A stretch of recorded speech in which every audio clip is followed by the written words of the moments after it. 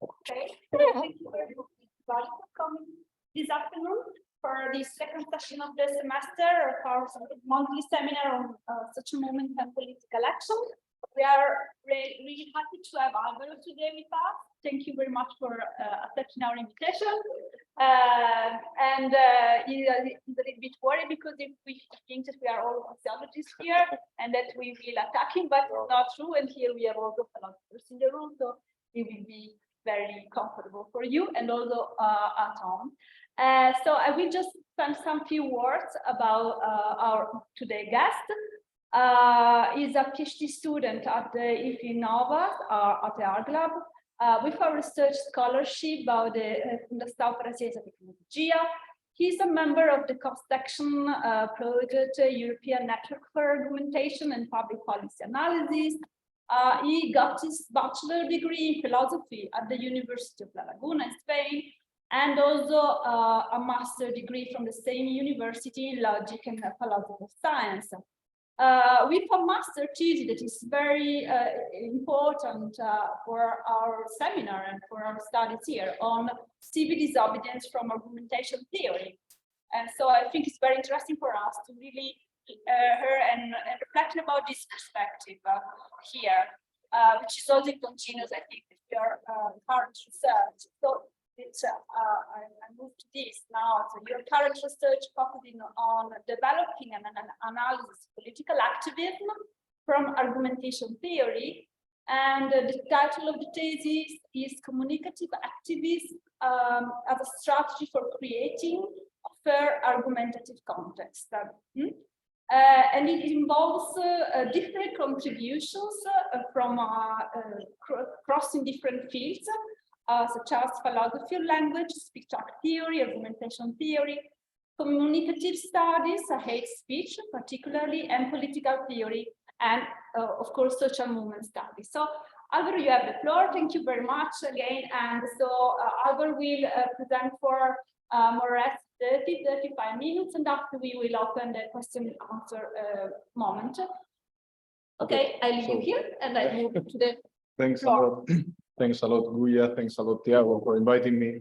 I mean, it's a pleasure to be here and present part of my dissertation here today. So anything that you have in mind, any comment, suggestion, objection, anything is really, really useful here because it's a work in progress.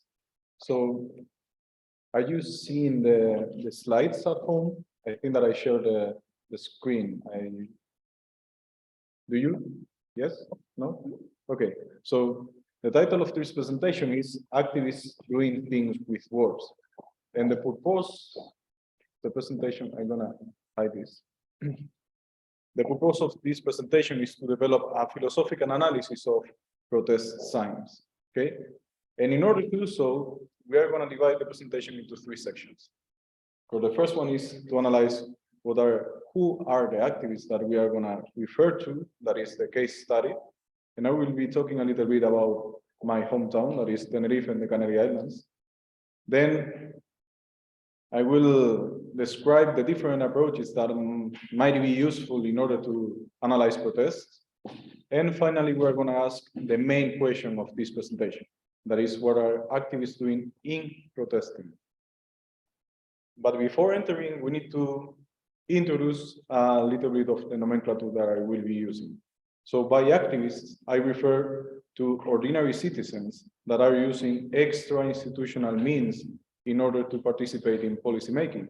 That is that they are protesting in order to participate in policymaking. Then by the object, I will refer to what are activists protesting against.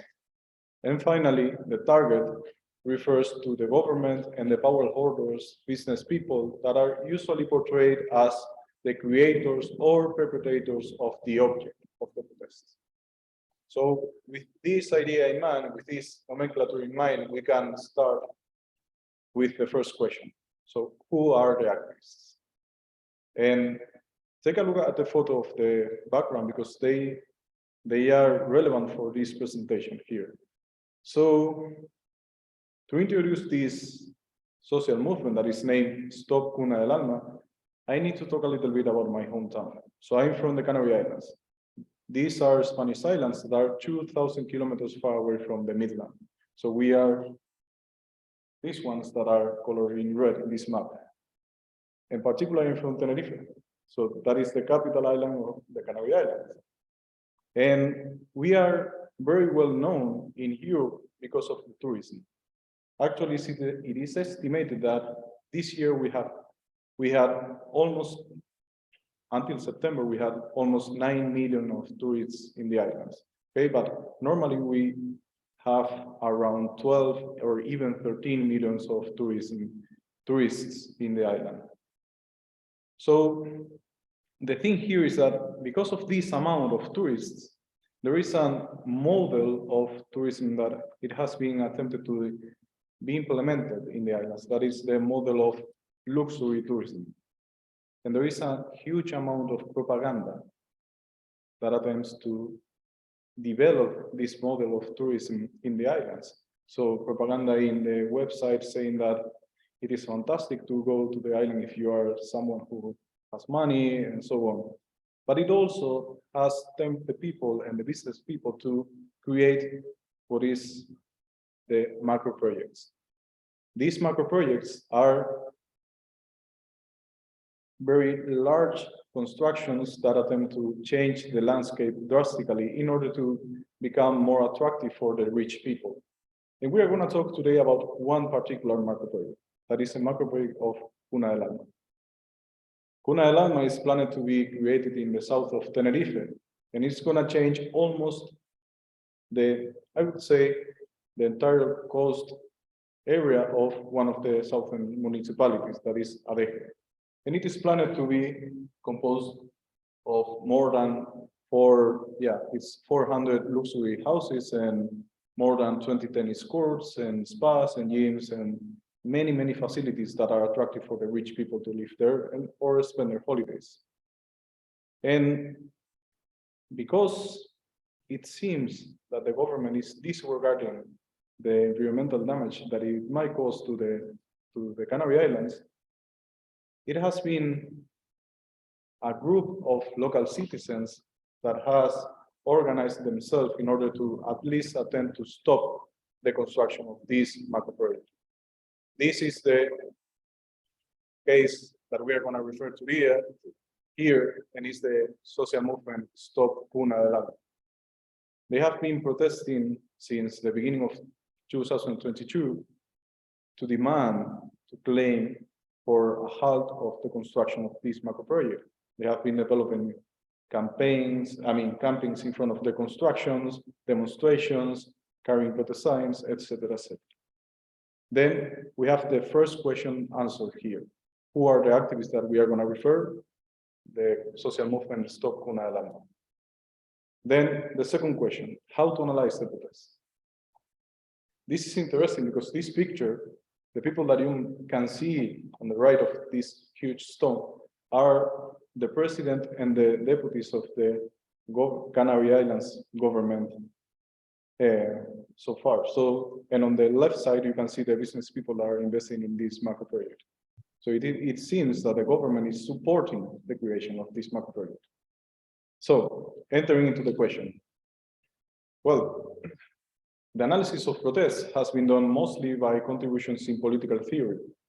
And this framework is really useful in order to analyze what motivates the protest, analyzing the social conditions, contextual factors, etc., and also the consequences that they might have once they are performed in the public. If we analyze the case study, the case study here, the Stop Cuna del Alma movement, according to political theory, we can say that what makes them protest could be the ecological impact that the creation of this macro project might have in Tenerife, and also the government's disregard of this ecological impact. And with their protests, what they are attempting to do or to achieve is to halt the construction of macro projects in the islands and to at least change the model of tourism in the Canary Islands. Therefore, as a consequence of the protests, they might want to persuade the citizens of the undesirability of constructing macro projects in Tenerife.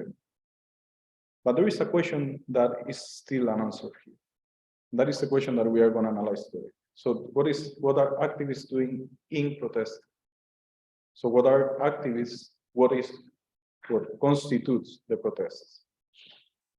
And I'd like to propose, perhaps you would reject this proposal, but it's still interesting, that we need to develop a philosophical study in order to answer this question. A philosophical study that takes or embraces a framework that takes into account the communicative dimension of protests. Therefore, what seems to be the most appropriate framework is the speech act theory. I will talk about this theory later. But in order to develop this study, we need to take as the object of the study something where activists demonstrate their ideas or at least clarify their demands. And some contributions in linguistics have said that this is something that is done through the carrying of protest signs by activists. So they are carrying protest signs in demonstration or in campaigns or whatever in order to clarify what they are claiming. Therefore, what I propose here is to analyze the protest sign. And in particular, we take into account one protest sign. That is we say no to the macro project, no more destruction of our land. Here you can see that, it's the protest sign on the left that is covered by a huge riot police. And this protest sign has been used multiple times by the social movement Stop Cuna de Lana. That is why we are going to focus on it right now. I do have more protest sign and we can enter into them during the Q&A if you want.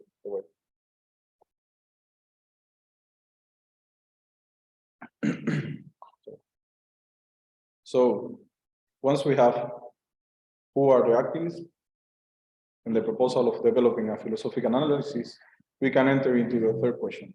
That is, what are activists doing in protest? And as I said, I propose to develop a philosophical analysis from the speech act theory. This is a framework that is based on the idea that when we are saying something, we are also performing an action. So someone that is expressing something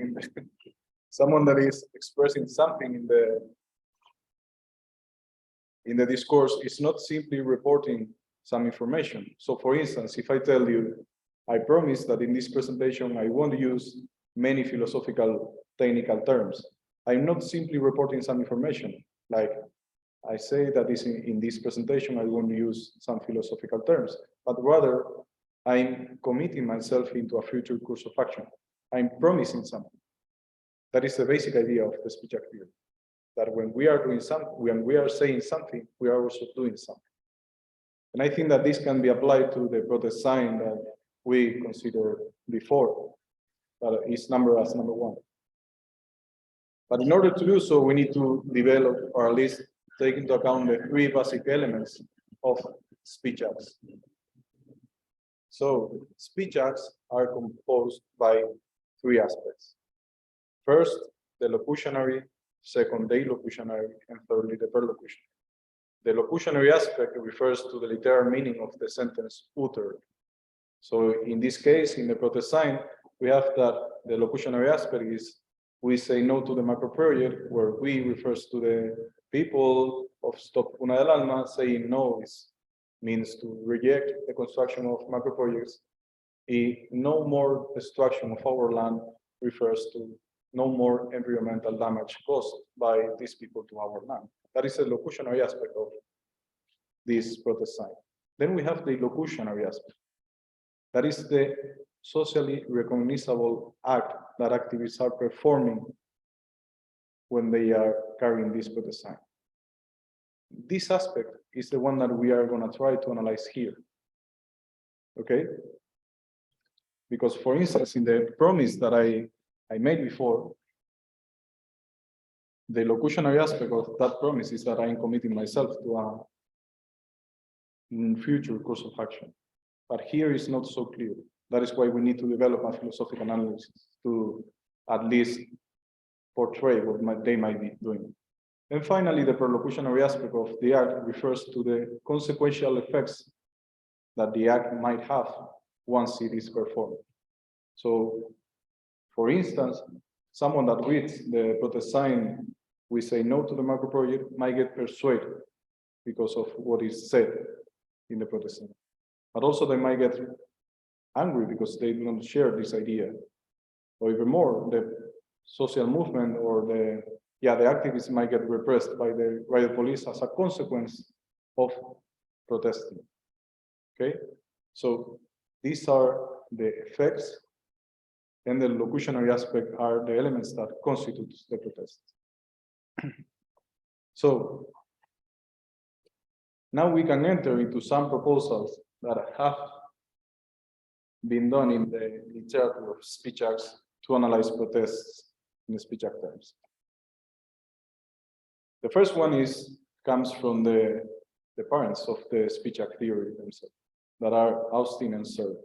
They say that protests are constituted by evaluations of the object, that is what protests are against, as something unfair, and that they are constituted by petitions for change.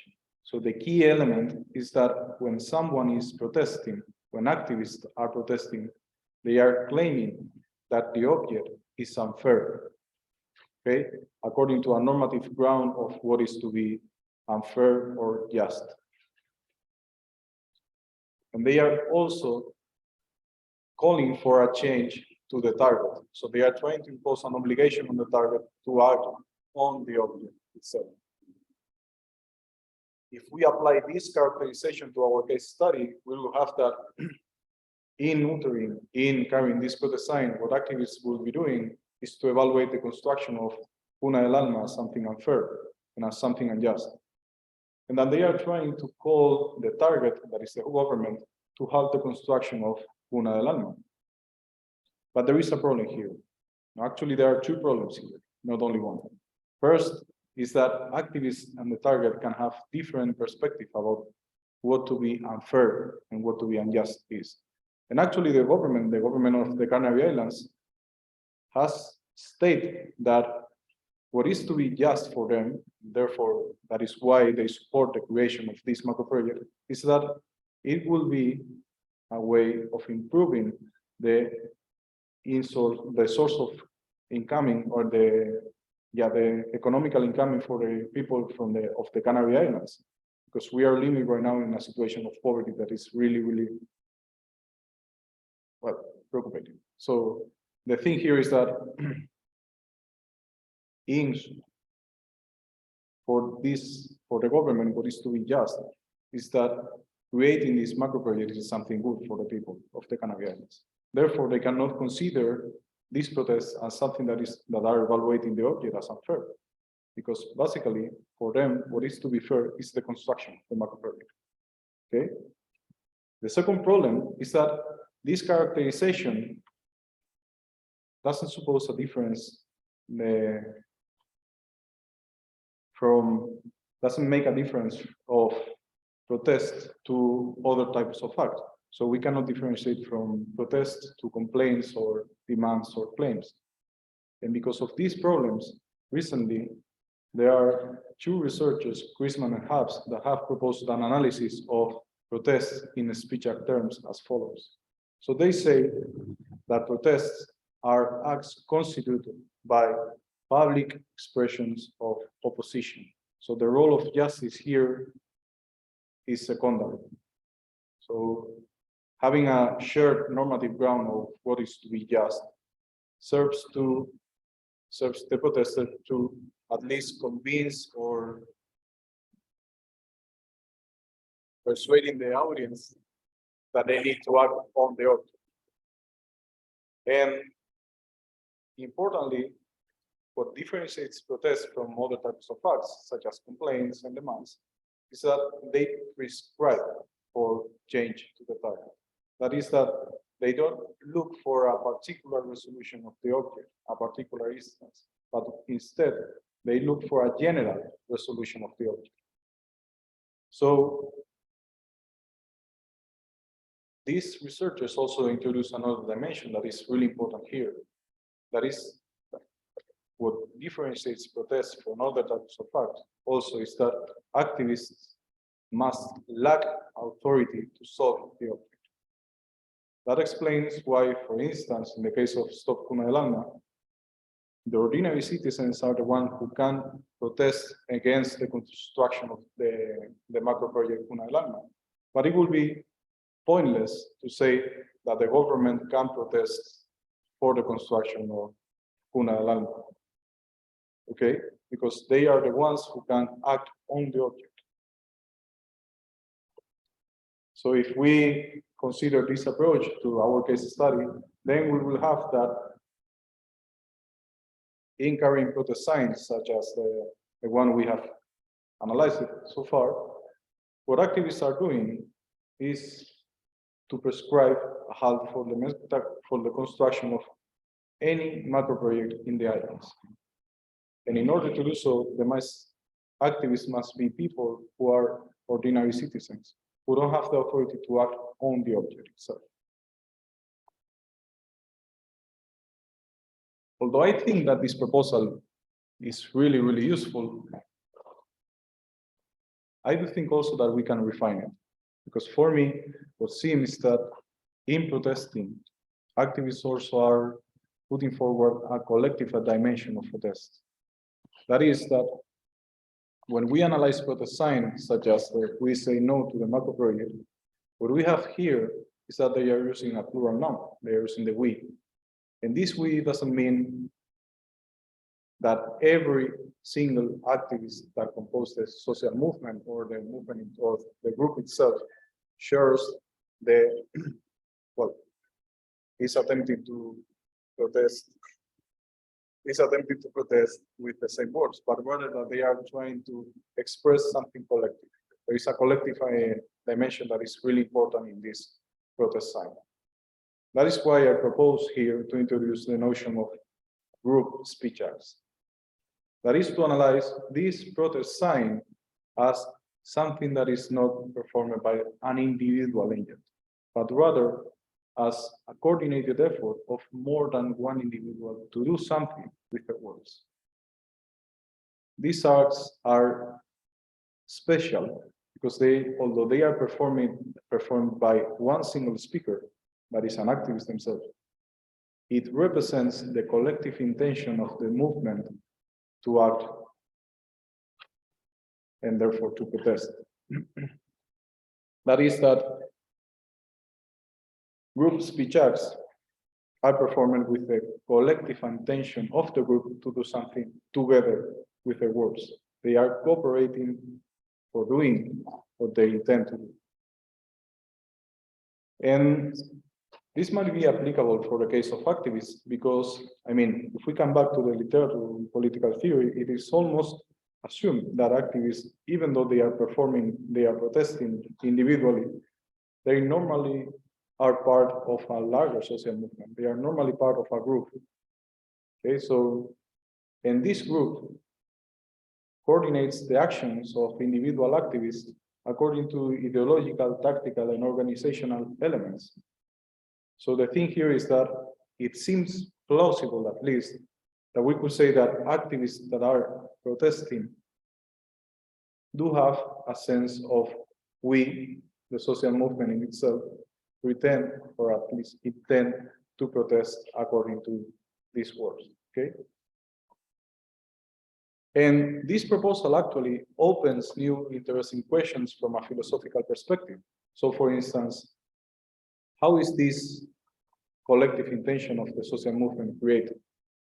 So in the case of Stop Cuna del Alma, because it seems not to be something that emerged spontaneously. So it's not something that emerged out of the blue that makes the people to act according to a coordinated or an ideological elements. And I'd like to at least suggest here that there are certain products that have an important role in creating this collective intention. Like manifestos, and nowadays the use of social media. I could show you later how this social movement, Stop Cuna del Alma, have been organizing itself according to the Instagram, the Salvador Cortito. And it's really curious because they share their own experiences and the experiences of the activists, and they coordinate themselves about how to act in the future. So they organize the demonstrations, the campings, and so on. So that is one of the interesting questions that emerge from this proposal. But there is also another question, that is, how does single activists get their status to speak as a group? Because in order to speak as a group, you need not only to know that the group intends to do something, but also to have this collective intention.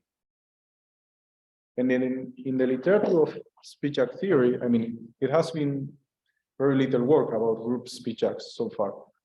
But it seems that the proposals mostly focus on the idea that this status to speak as a group emerged through a mechanism of consensus of the group. So there is either an explicit or implicit agreement of the members of the group to determine whether there is someone that speaks as the spokesperson of the group.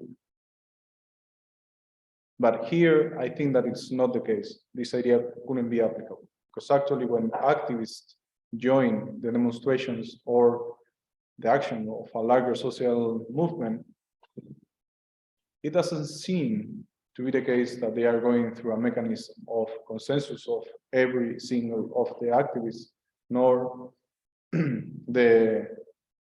any institutional group of the social movement itself, but rather what seems to me is that the important dimension here is that when activists are protesting in the name of the group, they do not get confronted by other activists. That is to say that when the activist carrying the protest sign, number one, is carrying the protest sign, he or she is not confronted by any other member of the Stop Cuna del Alma that says, hey, this protest is not in our name. In this case, we will see that the protest will be unsuccessful because they are not considered, the activists are not considered as people who represent the collective intention to protest. So, but this is a question that might be open because of this proposal. So just to wrap it up, with this notion of group speech acts in mind, we could say that protests are constituted by the social movements, expressions of opposition to the object, and prescriptions for change to the target. So I've been refining the previous proposal that we introduced before. And that in order to count as a protest, activists must be people who lack authority over their object, and that they must not be confronted by other activists. Because actually this might be a way of demonstrating the coherence of the movement itself and the protests themselves. So if we apply this proposal to our case study, what we have is that in carrying this protest sign, what activists are doing is to express the social movement, Stop Cuna del Alma, opposition against the construction of macro projects because they destruct the land, and that they are prescribing for halting the construction of macro projects to the government and the power holders. That is looking for a general resolution of the object in itself. And that if we analyze the movement Stop Cuna del Alma, this movement is composed by ordinary citizens. They are local people, they are young and old people, researchers, etc., etc. But there is no member of the government, no representative of the inversors and the business people of the Cuna del Alma in this movement. And that when they are protesting, one important dimension is that they are not confronted by other activists. So it seems that there is no internal clash between what activists are attempting to do with their protests. So to wrap it up, what we have here in this presentation is that we have been considering the protests of Stop Cuna del Alma in Tenerife, protesting against the construction of macro projects, and that a philosophical analysis will be useful to determine what constitutes the protest, different from what caused the protests. And their proposal so far was that protests are constituted by groups' expressions of opposition to the object and prescriptions for change. And just before closing, I'd like to come back to this picture. This picture represents the movement. I mean, these are the members of the Stop Cuna del Alma, symbolically mimicking the picture of the government and the business people that invested in the construction of Cuna del Alma. So, and just for you to know that finally the construction of Stop Cuna del Alma has been stopped because of the protests actually was 2 weeks ago. So it's something really that has have an important social impact. So thanks all of you for being here and also at home. So.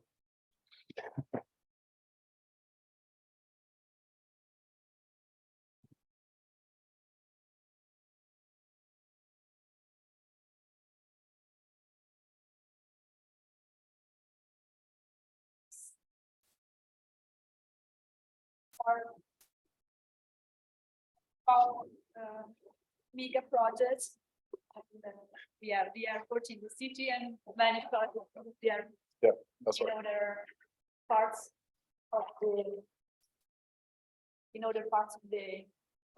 territory. So thank you very much, Álvaro, for your presentation. I already wrote and noted kind of many questions, but before to ask my question, I'd like to open the floor. If someone wants to intervene from the floor, from the room, from Zoom, we open a discussion. Okay, perfect.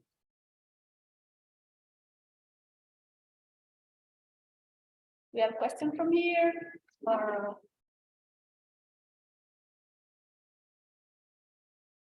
someone would like to give some suggestions, some comments.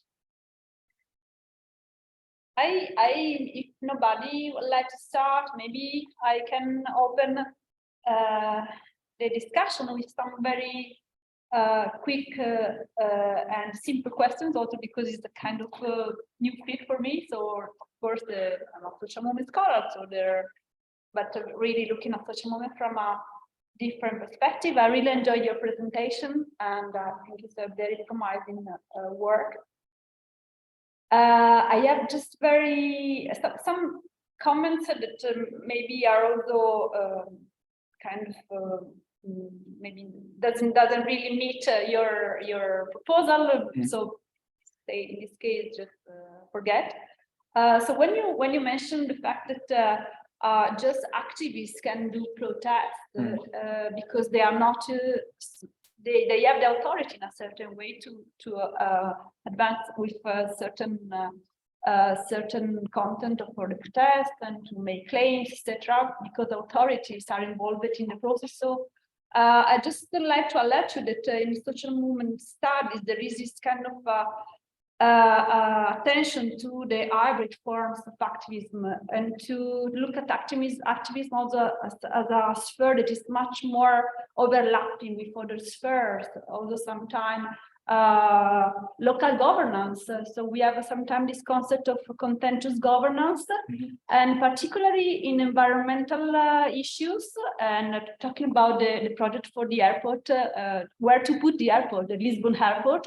We saw a lot of mobilization that were led by majors.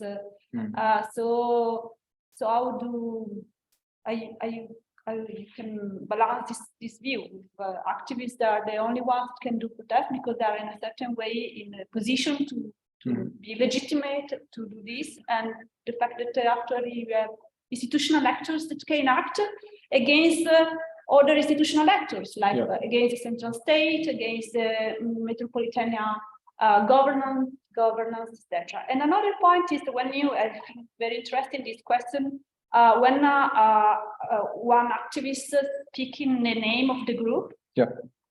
I think it's also interesting to look at the organizational dynamics. So not all the groups are the same.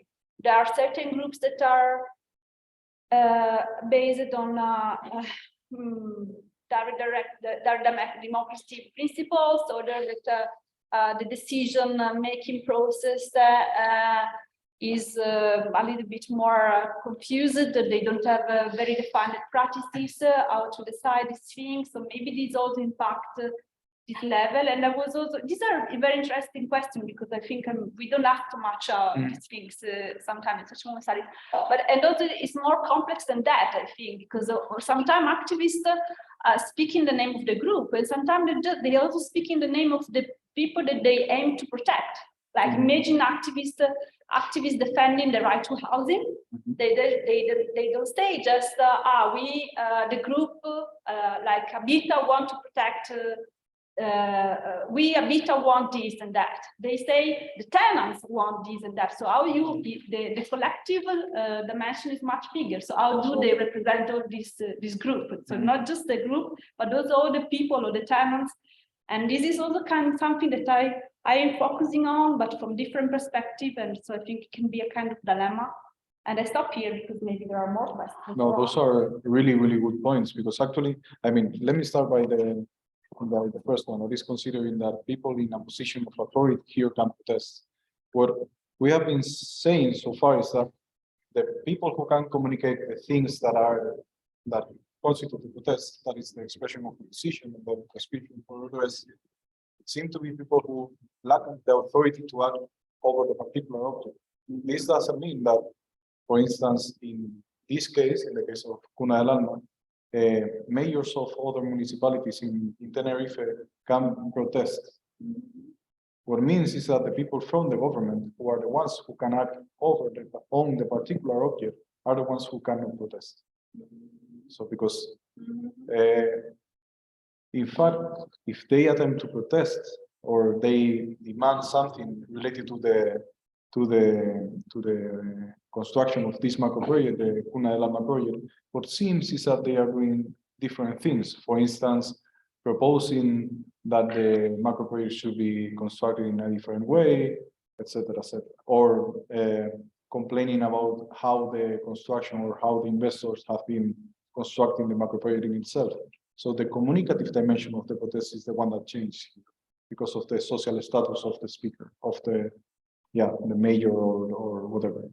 That is to be related to the first question.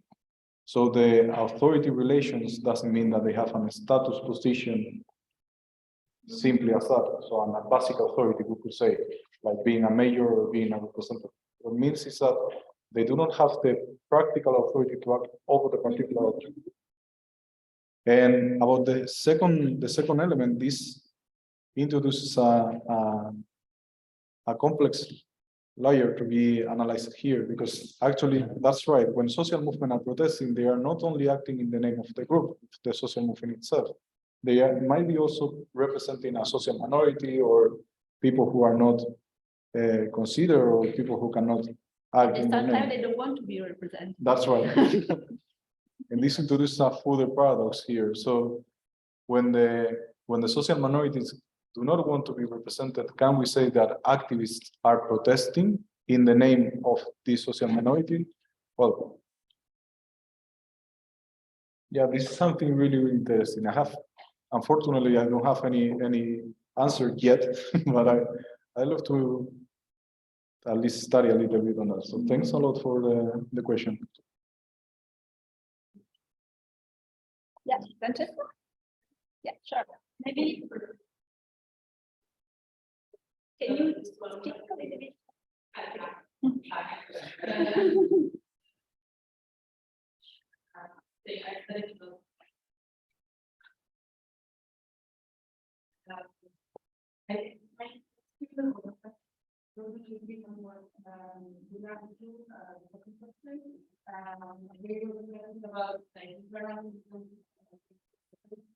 The first group that had was like collaborating with governments, right? Doesn't necessarily mean that they relate with them. Mhm. So I was wondering, approach in terms of business, if you have something more democratic than kind of observation, participant observation of how they're flowing, those developed within the group or introduced with the activist appetite. Why do you use the week, for example, or do you have a conversation among the group in order to produce this specific kind of communication that doesn't like, Mhm. how do you go in order to have that? Yeah, actually, in this particular case, in the one about Stop Una del Alma, I've been in touch with them for a really long time, and I've been at least trying to they were not formal interviews with the activists, but sharing and also exchanging some communication with them. So, and actually some of them are friends of mine, so that made the things very, very more easy here. And after talking with them, in some of the conversation that we had, where they say that when they are trying to protest, they were not exclusively representing the people who are in the campings, but rather the local citizens that might be affected by the construction of this macro project, but who don't know that they might get affected by this construction. I got interested into this question. So to put it clear, I do not have any ethnographic approach to the protest. Rather, this is some philosophical analysis. So it's about pondering if this could be analyzed in these terms. And whenever I'm approaching to the social movement, I consider first that's why I quote till here, first the organizational elements of the movement in itself. If it has some structure inside the movement that is organized around a committee or whatever, if it is a larger movement or a small movement, and etc. So what I refer when I was referring when I mentioned the mechanism of consensus was the plain agreement of the members of the group thinking about the social movement without any hierarchical authority itself. Okay. So what I was referring was about the agreement upon the members of the group thinking about the social movement as a plain movement without any hierarchical authority in itself. But then we can think about social movement that has some committee. And then what it seems is that the committee delegates the authority or the status to the activists to speak in the name of the group. So if the committee doesn't say that they are not allowed to protest, thereby the activists get, let's say, yeah, they granted their authority to speak in the name of the group, of the social movement itself. So these are the sort of philosophical analysis that we are approaching here. I'm sorry, but philosophy doesn't have any sort of experimental study. Yeah. Okay, Tiago? so it could be. Okay. First of all, thank you for coming here today. I think even if from a philosophical point of view, it's refreshing, always refreshing. So I think for me as well, it's refreshing to see other perspectives and other ways of working on collective action as we do. And that's the reasons I think of this seminar. And I think it's really complementary to what we do. I think there could be multiple ways in which I could comment on your presentation. Sites. One would be very complementary to what Guya said, that although in your case I think there is a complete separation between institutional and non-institutional actors, there are situations in which that doesn't happen. For instance, there's a guy called David EQ, if I'm not saying that name wrong. He actually studied institutional activism, how in the movement for disabled people in the US, there were actually activists were in the Senate or in the Congress doing activism and passing laws. So that would be the case. But nevertheless, that's not the question you're putting here. I think Francesco already asked something that I wanted to ask, but so my question is, Oh, by the way, thanks for clarifying, because even today I was looking for us, some stuff that I'm writing, I couldn't get it, so I got it now. But my question is, does meaning remain static? Doesn't it evolve? Because through interaction of the various activists and the interaction of the movement with the public, can't, what started as having an initial meaning and agreed meaning, can't that meaning evolve in a way and later on have a different meaning? In a way. But is that clear? let me clarify. What do you mean by meaning? Do you mean the meaning of the sentence here? The meaning of the sentence, yes. Yeah. Because there's, the one that communicates is the one that receives it. So isn't there a negotiated meaning behind the way that, what they're trying to say? Another comment is that people don't question or reject the meaning of what is there. So, and I was thinking, well, sometimes, and we know this, that sometimes you do, movements at the beginning of a cycle of protest, for instance, do very broad frames that are able to include a lot of people. So everyone can identify with their own claims and demands. So I was thinking, actually joining this sign of acceptance in their own terms of the collective speech act that they have there. I don't really know who is wrong, but I was thinking about that they join because they agree with the meaning that is there. Yeah, and a suggestion I think would be useful from the point of view of social movements literature. It's a book that we and I wrote a chapter for that's coming out next year on symbolic objects. So they could have something there as well that would be useful. Yeah. And yeah, no. Okay, no, thanks a lot because these are really good points. So let me start. Hi.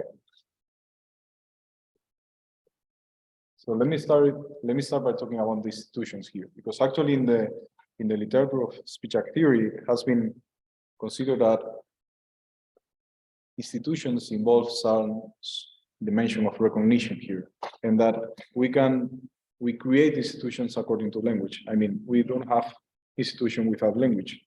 So when we are talking about protests here, we can think about social movement also as institutionalized facts or institutionalized groups. So, of course, according to this definition, we could say that there is an institutional, because I mean, actually there is no institutional protests. Every protest must be something institutional because it's done through language. Okay, so this, and then about the notion of meaning, yeah, the meaning of the protest might change over and actually might change immediately when it is performed, the meaning of the protest. Because an important dimension in speech act theory is the role of the recognition. Actually, without the recognition of the meaning of what the speaker is intended to do with their actions, there is no action. So I need to understand what you are intending to perform with your actions in order for the act to count somehow here. So the meaning can change. We can distort the meaning of some actions, or even more, they might get silenced depending on the recognition that the words might get in the conversation here.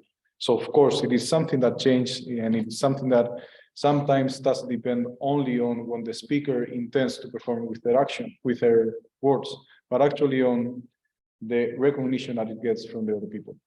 Okay, so the meaning might be in the end something different from the original meaning that was intended to be performed by the speakers. And the thing that you mentioned about joining the actions as a way of demonstrating that they agree with the meaning is something really curious, because there is an act that is, is something that the activist must want to join the social movement in itself. It must perform an action to join the social movement. So it is not something that is merely accidental here. It's something that is intentional. So yeah, that's really cool. I like it. It's really, really useful. So yeah, because then it will not only be the social movement non-confrontation of the activists in itself, but it's also the requirement of the activists to join the social movement. Yeah, it's really, really useful. Thanks.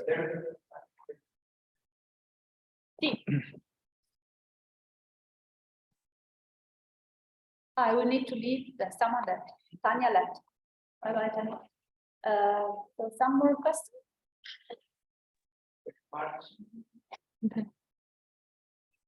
Hi, can you hear me all right? Yes, perfect. So I have a question, and here's the question. So imagine a social movement that demonstrates, and then whatever, a central committee of that social movement says, no, that's not what we wanted. But there is still a group of people on the streets, and they, let's say, some kind of organization on behalf of which they allegedly protest withdraws consent or support from this group. So that kind of goes back to Guya's question.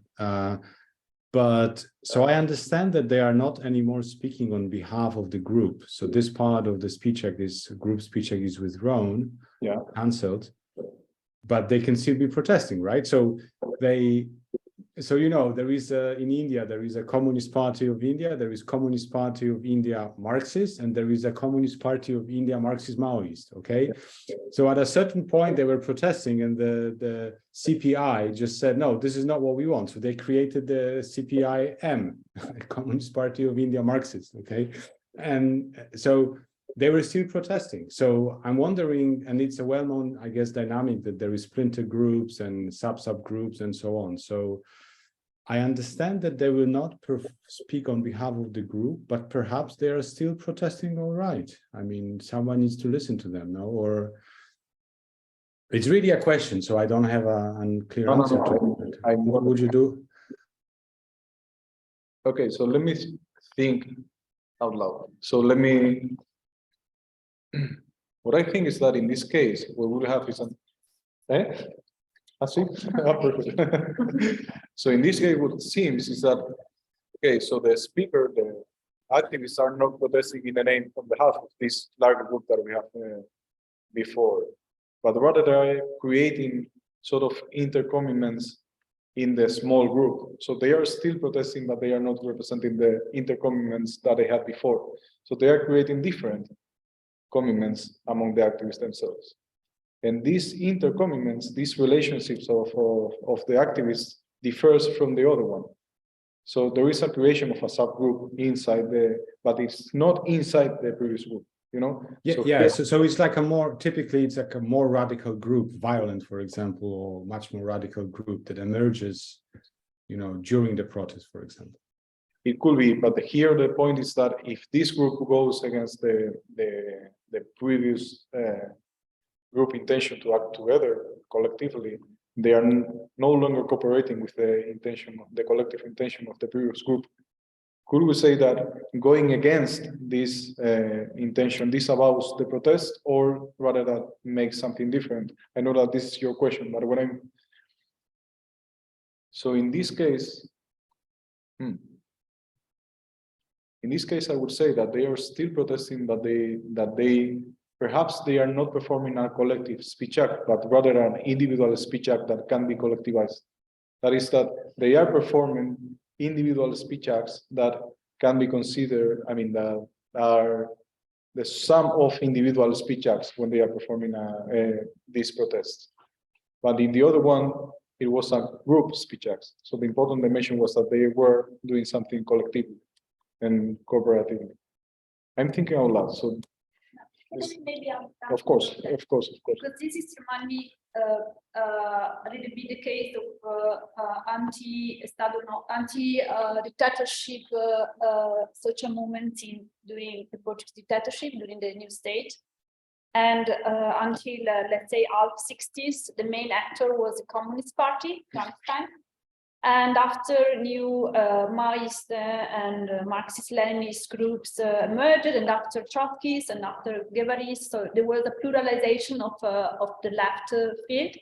And many of these groups, they came from the Communist Party. But what happened is that the claims changed completely. So they started fighting not only against the dictatorship and against colonialism, but against the Communist Party. So the main enemy, and this was very curious, was the origin, and this happened a lot in the field of the new left, that the claim changes. So these divisions, the split, also changed the claim.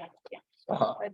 So maybe it's just a new social movement. So in a certain way. Yeah, they will be still counting as protesting, but they will be adding something more to their actions. That is that they are going against the previous movement, right?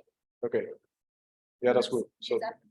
So the speech act of protesting is performed, is still successful and can be recognized as a protest. But there is also something else that constitutes their protest, and that is that they are rejecting or expressing the disapproval of the previous group. Yeah. There is a third lawyer added here to what constitutes their protests. Yeah, that's interesting. Do we have more questions? From the room? From people from other places? Yeah? Either do you like to say something more? You want to? I think There is that something you want to. I think that we can call it a day. So yeah, just of course, that's right.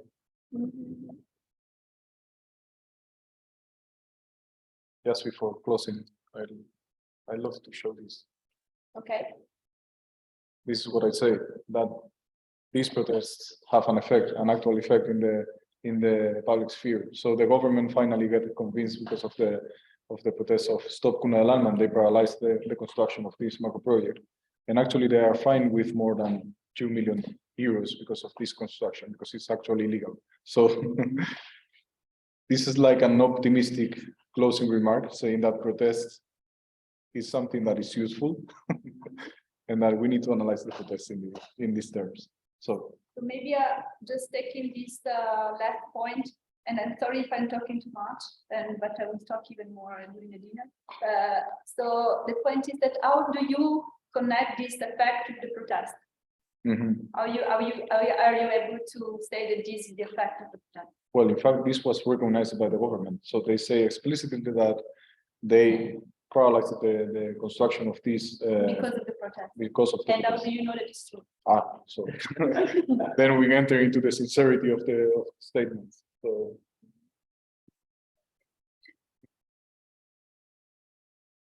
okay, so maybe we stop here. Of course. Thank you very much, Gail. No, thanks all of you. Thank you for coming. The video of the video of the seminar will be available on our website. And next week we have another seminar, I repeat, and it will be a documentary, a projection of a documentary about activist rugby club in Rome. It's a very nice documentary, and that's why we chose to show. And also we will have the author of the documentary here, Claudio Carbone, who is also finishing his PhD in urban studies at the IFILNOVA here close. So you are invited to come again. And thank you very much. Bye-bye. Ciao. You need to post the recording before closing. I think that when I close, okay, you will